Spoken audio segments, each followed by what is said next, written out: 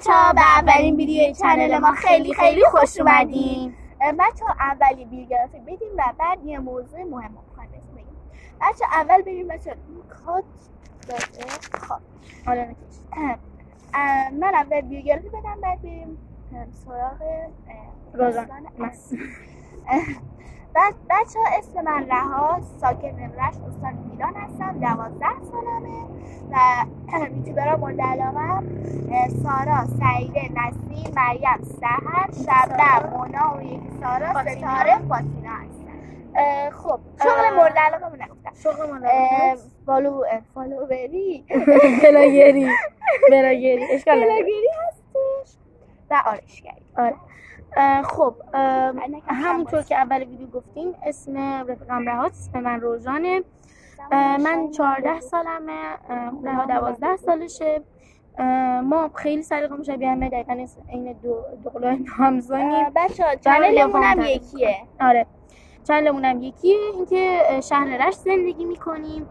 بعد اینکه آره نمیدونم من یه چیزی اول کاری من بهتون میگم، اگه میخواید هیت بدید خیلی رک و صادقانه، اگه میخواید هیت بدید این ویدیو رو رد کنید. همین. من صحبتام کردم. به شدت به فوتبال علاقه داریم، مخصوصا من خیلی بارسا فن، رئال فن هستم. ولی هر دوتامون پرسپولیسیم، تیمای داخلی وطنم.